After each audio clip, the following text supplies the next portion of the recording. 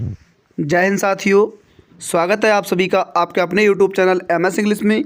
Guys, आज हम discuss करेंगे सीटेट 21 जनवरी 2024 का CDP का पेपर 1। दोस्तों, उसमें L सेट को लेकर आया हम, जो मुख्य परीक्षा का कोड L है, वो सेट आज हम डिस्कस करेंगे CDP पेपर 1 का।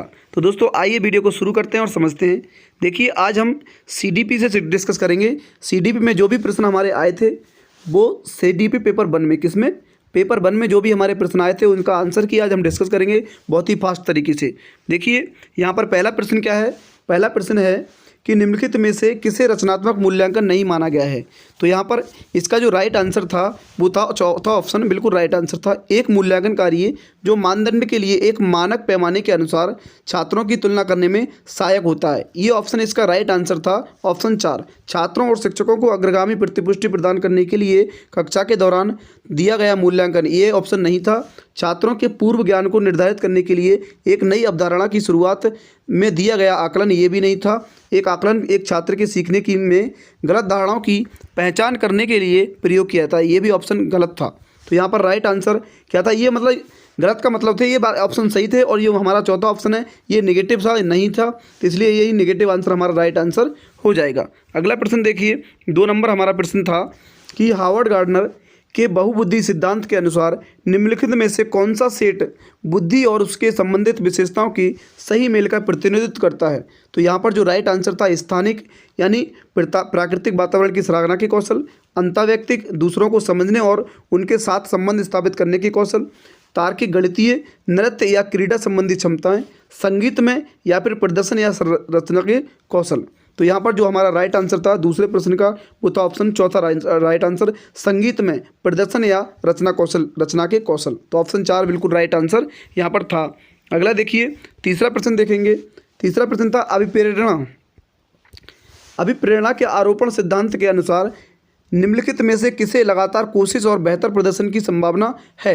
तो असफलता और सफलता दोनों के लिए बाहरी आरोपण, सफलता के लिए आंतरिक आरोपण और असफलता के लिए बाहरी आरोपण, या फिर सफलता के लिए बाहरी आरोपण और असफलता के लिए आंतरिक आरोपण, असफलता और सफलता दोनों के लिए आंतरिक आरोपण। तो यहाँ पर तीसरे प्रश्न का हमारा जो राइट आंसर था वो था चौथा ऑप्शन, असफलता और सफलता दोनों के लिए आंतरिक आरोपण। ऑप्शन 4 बिल्कुल राइट आंसर यहाँ पर था। अगला देखिए, 4 नंबर प्रश्न देखेंगे। चौथा प्रश्न, रस्सी कूदते समय पैर में रस्सी फंसने के कारण आउट होने के बाद आरू कहती है कि उसे रस्सी ने जानबूझकर आउट किया है। जीन प्याजे के संज्ञानात्मक विकास सिद्धांत की किस अवस्था में बच्चे इस तरह के तर्क देते हैं। तो पूर्व चलन अवस्था, मूर्त संक्रियात्मक अवस्था, या औपचारिक संक्रियात्मक अवस्था, या संवेदी चालक अवस्था। तो यहाँ पर हमारा प्याजे की बात हो रही है, तो ये रस्सी से बात कर रही है, तो वो यहाँ पर होगा पूर्व चलन अवस्था। क्या हो जाएगा, प्री ऑपरेशन स्टेज। ऑप्शन 1 बिल्कुल राइट आंसर था, प्री ऑपरेशन स्टेज। अगला प्रश्न देखिए, 5वां प्रश्न, विकास के क्रम में बच्चे सूक्ष्म पेशीय कौशल से पहले सकल पेशीय कौशल विकसित करते हैं, ये दर्शाता है विकास का कौन सा है, समीप, दूराभिमुख, अराजक, शीर्षगामी या फिर रेखीय। तो 5वें प्रश्न का राइट आंसर था ऑप्शन 1, समीप दूराभिमुख। समीप दूराभिमुख यानी प्रॉक्सीमोडिस्टल ऑप्शन राइट आंसर था, एक ऑप्शन बिल्कुल राइट आंसर था। अगला देखिए, 6 नंबर पर, निम्नलिखित में से कौन सा कारक समस्या समाधान को बढ़ावा देता है। तो प्रतिक्रिया सेट, अपसारी चिंतन, कार्यात्मक स्थिरता, या फिर निष्क्रिय अनुसरण। तो यहाँ पर 6 नंबर का जो राइट आंसर था हमारा दूसरा ऑप्शन बिल्कुल राइट आंसर था, अपसारी चिंतन। ऑप्शन 2 बिल्कुल राइट आंसर था। 7 नंबर प्रश्न देखिए, कथन वाला प्रश्न था, तो इसको पढ़ेंगे। कथन ए हमारा था कि बच्चों द्वारा बचपन अलग अलग संस्कृतियों में अलग तरह से अनुभव किया जाता है, अलग अलग तरह से अनुभव किया जाता है। और कारण आर था बच्चों का विकास सार्वभौमिक है। तो 7 नंबर का जो हमारा आंसर था क्या था, हमारा जो पहला कथन क्या है वो बिल्कुल सही है। कथन क्या है, सही है, और बच्चों का विकास सार्वभौमिक होता है, ये बात क्या है, गलत है। इसलिए ऑप्शन 4 बिल्कुल राइट आंसर हो जाएगा, ए सही है और आर गलत है। ऑप्शन 4 बिल्कुल राइट आंसर यहाँ पर था 7 नंबर का। अगला देखिए, 8वां नंबर प्रश्न, प्राथमिक कक्षाओं में भाषा का विकास किस प्रकार संसाधित होता है। ऑप्शन 1 है, जब शिक्षक मूर्त वस्तुओं के बजाय संकेतों और प्रतीकों से शुरू करते हैं, या फिर जब शिक्षक अमूर्त अवस्थाओं को संदर्भित करने के लिए ठोस उदाहरणों का उपयोग करते हैं, या फिर जब शिक्षक औपचारिक भाषा के प्रयोग पर जोर देते हैं और उसे लागू करते हैं, या फिर जब शिक्षक बच्चों की मातृभाषा की अवहेलना और उपेक्षा करते हैं। तो 8वें नंबर का यहाँ पर राइट आंसर हमारा था कि जब शिक्षक अमूर्त अवधारणाओं को संदर्भित करने के लिए ठोस उदाहरणों का उपयोग करते हैं। ऑप्शन 2 हमारा बिल्कुल राइट आंसर था। अगला देखिए 9 नंबर प्रश्न क्या था, निम्नलिखित में से कौन सा प्रगतिशील शिक्षा का एक प्रमुख सिद्धांत है। तो पाठ्यचर्या पूर्व निर्धारित और सार्वभौमिक होनी चाहिए, छात्रों के सीखने को मापन के लिए मानकीकृत परीक्षण सबसे अच्छा तरीका है, या फिर छात्रों को अपने शिक्षकों से ज्ञान का निष्क्रिय प्राप्तकर्ता होना चाहिए, या फिर सीखना प्रमाणिक कार्यों को पर आधारित होना चाहिए। तो 9 नंबर का हमारा जो राइट आंसर था वो था चौथा ऑप्शन, सीखना प्रमाणिक कार्यों पर आधारित होना चाहिए। ऑप्शन 4 बिल्कुल राइट आंसर यहाँ पर था। अगला देखिए 10वां नंबर है, कथन से रिलेटेड है। तो कथन पढ़ेंगे और इसका आंसर देंगे कि अभिकथन ए है कि विद्यालय पाठ्यक्रम को विद्यार्थियों के सांस्कृतिक ज्ञान को उचित स्थान और मूल्य देना चाहिए। 10वां नंबर का पहला जो कथन है हमारा वो क्या है, बिल्कुल सही है। दूसरा देखिए कारण पढ़ते हैं, विद्यार्थियों को उनकी सांस्कृतिक पहचान बनाए रखने के लिए समर्थन प्रदान करना सीखने प्रक्रिया को सुगम बनाता है। सीखने की प्रक्रिया को क्या बनाता है, सुगम बनाता है। तो हमारा ये भी बात हमारी सही है और ये हमारी कथन एक ही क्या है, व्याख्या भी करता है। इसलिए ऑप्शन 2 हमारा बिल्कुल राइट आंसर हो जाएगा। ए और आर दोनों सही हैं और आई आर की सही व्याख्या करता है। ऑप्शन 2 बिल्कुल राइट आंसर है। अगला देखिए 11वां नंबर हमारा प्रश्न था कि निम्नलिखित में से कौन आंतरिक अभिप्रेरणा का सही वर्णन करता है। तो ऑप्शन ए है अभिप्रेरणा जो दंड के भय से होती है, अभिप्रेरणा जो बाहरी पुरस्कारों से होती है, अभिप्रेरणा जो कार्य के व्यक्तिगत आनंद से आती है, या फिर अभिप्रेरणा जो दूसरों के साथ प्रतिस्पर्धा से आती है। तो यहाँ पर 11 नंबर का जो हमारा राइट आंसर था वो था तीसरा ऑप्शन, अभिप्रेरणा जो कार्य के व्यक्तिगत आनंद से आती है। ऑप्शन 3 बिल्कुल राइट आंसर है। अगला देखिए 12वां प्रश्न, निम्नलिखित में से कौन सा कथन अधिगम के बारे में सही नहीं है, यानी नेगेटिव पूछा है यहाँ पर। तो अधिगम एक प्रक्रिया नहीं अपितु एक उत्पाद है, अधिगम शिक्षार्थी के पूर्व ज्ञान पर निर्भर करता है, या फिर अधिगम एक तात्पर्य पूर्व वैचारिक स्कीम्स के पुनर्गठन से है, या फिर अधिगम सामाजिक प्रक्रिया द्वारा संसाधित होती है। तो यहाँ पर हमारा जो राइट आंसर था वो था ऑप्शन 1, अधिगम एक प्रक्रिया नहीं अपितु ये क्या है, एक उत्पाद है। इसलिए ऑप्शन 1 बिल्कुल राइट आंसर था। अगला देखिए 13 नंबर क्या था, समीपस्थ सिद्धांत कहता है कि शैशव अवस्था में क्या होता है। तो 13 नंबर का जो हमारा राइट आंसर था वो था दूसरा ऑप्शन, अंग हाथों और पैरों की तुलना में तेजी से बढ़ते रहते हैं। तो ऑप्शन 2 बिल्कुल राइट आंसर था 13 नंबर का। अगला देखिए 14वां प्रश्न, निम्नलिखित में से उपयोगी प्रतिपुष्टि की एक विशेषता कौन सी है। तो यहाँ पर राइट आंसर हो जाएगा, कौन सा आंसर राइट होगा इसका, ये सामयिक और विशिष्ट होती है। ये सामयिक और विशिष्ट होती है, ये केवल कार्य के अंत में ही दी जाती है, ये व्यापक और सामान्य होती है, या फिर ये केवल परिणामों को केंद्रित करती है। तो ये ऑप्शन हमारे गलत हैं, ये तीसरा भी गलत है। ऑप्शन 1 बिल्कुल राइट आंसर हो जाएगा। अगला देखिए 15वां प्रश्न, निम्नलिखित में से पठन वैकल्प की एक विशेषता कौन सी है। तो यहाँ पर देखिए 15 का जो हमारा राइट आंसर था वो ऑप्शन था तीसरा, क्या था, तीसरा, ध्वन्यात्मक प्रसंस्करण में कठिनाई। जब पठन वैकल्प हो रहे थे तो ध्वन्यात्मक प्रसंस्करण में क्या थी, कठिनाई आ रही थी, इसलिए हमारा तीसरा ऑप्शन बिल्कुल राइट आंसर हो जाएगा। 16 प्रश्न देखिए, कोहल वर्ग के नैतिक विकास के सिद्धांत के अनुसार किस स्तर पर बच्चे आत्म केंद्रित होते हैं और किसी कार्य को करने में अपना ही लाभ देखते हैं। तो देखिए यहाँ पर हमारा जो राइट आंसर था 16 नंबर का वो था हमारा क्या था, दूसरा ऑप्शन, पहले स्तर के पहले चरण में ये बात कही गई है, पहले स्तर के पहले चरण में कोहल वर्ग के। तो ऑप्शन 2 बिल्कुल राइट आंसर था। अगला देखिए 17 नंबर, निम्न में से कौन सा आलम्बन के उदाहरण है। तो आलम्बन के जो उदाहरण हैं वो देखिए कौन से हैं, बोलकर सोचो, संकेत और इशारे, प्रश्न, आधा हल किया हुआ उदाहरण, या रटकर दोहराओ।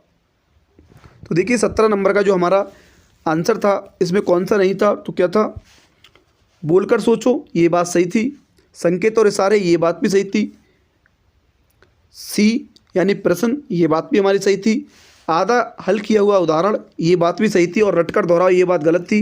इसलिए ऑप्शन 4 हमारा राइट आंसर हो जाएगा। ई को काट देंगे, बाकी चारों हमारा ए बी सी डी ये हमारे राइट आंसर थे। अगला देखिए 18वां प्रश्न, सीखने के सामाजिक संरचनावादी विचार इस बात की वकालत करते हैं कि ऑप्शन 1 प्रत्याहार और दोहराव की चिंतन प्रक्रिया से प्रभावी शिक्षण होती है, शिक्षार्थी दूसरों से निष्क्रिय रूप से ज्ञान प्राप्त करते हैं, शिक्षार्थी सक्रिय रूप से ज्ञान का निर्माण करते हैं, या फिर व्याख्या देने और समझाने से प्रभावी शिक्षण सक्रिय होता है। तो यहाँ पर हमारा जो राइट आंसर हो जाएगा वो ऑप्शन 3 बिल्कुल राइट आंसर हो जाएगा। शिक्षार्थी सक्रिय रूप से ज्ञान का निर्माण करते हैं, ऑप्शन 3 बिल्कुल राइट आंसर है। अगला देखिए 19वां प्रश्न, निम्नलिखित में से कौन सा कथन संज्ञान और भावनाओं के बीच के संबंध को उपयुक्त रूप से परिभाषित करता है। तो 19वें नंबर का जो हमारा राइट आंसर था वो था ऑप्शन 3। क्या था? ऑप्शन 3 बिल्कुल राइट आंसर था। भावनाएं और संज्ञान आपस में एक दूसरे से पारस्परिक रूप से निर्भर होते हैं। तो ऑप्शन 3 बिल्कुल राइट आंसर था, ऑप्शन 3, 19वें का ऑप्शन 3। अगला देखिए कथन वाला प्रश्न है 20वां प्रश्न। अभिकथन ए है, लॉरेंस कोहलर के नैतिक विकास के सिद्धांत में बच्चे कार्यों को उनके परिणाम के आधार पर अच्छा या बुरा समझने से इस समझ पर पहुंचते हैं कि नियम और कानून नम्य और बदले जा सकते हैं। कारण है, लॉरेंस कोहलर का तर्क है कि नैतिक विकास क्रमिक रूप से चरणों में होता है। तो 20 नंबर का हमारा जो राइट आंसर था वो क्या था? यहाँ पर ए कथन हमारा बिल्कुल सही बोल रहा है और लॉरेंस कोहलर का तर्क है कि नैतिक विकास क्रम रूप से चरणों में होता है, ये बात भी हमारी सही है। तो हमारा यहाँ पर जो राइट आंसर हो जाएगा वो क्या हो जाएगा? ऑप्शन दूसरा। ए और आर दोनों सत्य हैं और आर क्या है? ए की क्या कर रहा है? व्याख्या भी करता है। तो ऑप्शन 2 बिल्कुल राइट आंसर हो जाएगा। अगला देखिए 21 नंबर, जीन पियाजे के संज्ञानात्मक विकास के सिद्धांत के अनुसार निम्नलिखित में से कौन सी क्षमता मूर्त संक्रियात्मक सोच को पूर्व संक्रियात्मक सोच से अलग करती है? वस्तु स्थायित्व, इंद्रियों का समन्वय, विकेंद्रण, या फिर परिकल्पित तार्कता। तो यहाँ पर हमारा जो राइट आंसर था वो क्या था? 21वें का तीसरा, विकेंद्रण। क्या था? डिसेंटरिंग। ऑप्शन 3 बिल्कुल राइट आंसर है। अगला देखिए 22 नंबर, निम्नलिखित में से कौन सा कथन समावेशी शिक्षा के बारे में सही नहीं है? तो यहाँ पर समावेशी शिक्षा के बारे में नेगेटिव आंसर पूछा है 22 का। तो 22 नंबर का हमारा पहला ऑप्शन बिल्कुल राइट था। निश्चित पाठ्यचर्या और मानक मूल्यांकन के आसपास ही एक समावेशी कक्षा का केंद्र होता है। ऑप्शन 1 बिल्कुल राइट आंसर था यहाँ पर। अगला देखिए 23 नंबर, विकास के किस पहलू में तर्क चिंतन और समस्या समाधान की व्याख्या की जाती है? तो गतिक विकास, सामाजिक विकास, संज्ञानात्मक विकास और नैतिक विकास। तो यहाँ पर राइट आंसर हो जाएगा 23 नंबर का संज्ञानात्मक विकास। ऑप्शन 3 बिल्कुल राइट आंसर है। 24 नंबर देखिए, निम्न में से किस प्रकार के प्रश्न एक छात्र की जानकारी का गंभीर रूप से मूल्यांकन करने की योग्यता का आकलन करने में मदद करता है? तो ऑप्शन 1 है, वे प्रश्न जो किसी पाठ का सारांश मांगते हैं, वे प्रश्न जो शब्द की सरल परिभाषा के लिए पूछते हैं, वे प्रश्न जो छात्र की व्यक्तिगत राय पूछते हैं, या फिर वे प्रश्न जो पाठ को मान्य करने वाले उदाहरणों को लिए पूछे जाते हैं या पूछते हैं। तो यहाँ पर 24 नंबर का हमारा जो राइट आंसर हो जाएगा वो हो जाएगा तीसरा ऑप्शन। क्या हो जाएगा? वे प्रश्न जो छात्र की व्यक्तिगत राय पूछते हैं। तो ऑप्शन 3 बिल्कुल राइट आंसर है। अगला देखिए 25 नंबर प्रश्न, अपसारी चिंतन डैश जबकि अभिसारी चिंतन। तो यहाँ पर कौन सा ऑप्शन दोनों कथनों में आएगा? दोनों जगह पर कौन सा आंसर हमारा होगा? तो 25 में का हमारा हो जाएगा दूसरा ऑप्शन। कई उत्तरों को प्रोत्साहित करता है, एक ही समाधान पर स्थित है। अपसारी चिंतन क्या है? कई उत्तरों को प्रोत्साहित करता है, और अभिसारी चिंतन एक सही समाधान पर स्थिर है। तो ऑप्शन 2 बिल्कुल राइट आंसर हो जाएगा। 26वां प्रश्न देखिए, लेव वाइगोत्स्की प्रस्तावित करते हैं कि डैश बच्चों में स्वनियमन के लिए महत्वपूर्ण। तो यहाँ पर राइट आंसर हो जाएगा तीसरा ऑप्शन, निज वाक। क्या हो जाएगा? निज वाक। ऑप्शन 3 बिल्कुल राइट आंसर है। 27वां प्रश्न देखिए, वंचित वर्गों से संबंधित विद्यार्थियों के समावेशन के लिए क्या आवश्यक है? समान क्षमताओं के आधार पर विद्यार्थियों को समूह में विभाजित करना चाहिए, विविध परंपराओं के प्रति जागरूकता और संवेदनशीलता को बढ़ावा देना चाहिए, या पहचान आधारित रूढ़ियों को प्रमाणित और प्रोत्साहित किया जाना चाहिए, या फिर सामाजिक संबंधता के आधार पर कक्षा में अलगाव करना चाहिए। तो यहाँ पर 27 का जो हमारा राइट आंसर था वो था ऑप्शन 2। क्या था? ऑप्शन 2, विविध परंपराओं के प्रति जागरूकता और संवेदनशीलता को बढ़ावा देना चाहिए। तो ऑप्शन 2 बिल्कुल राइट आंसर है।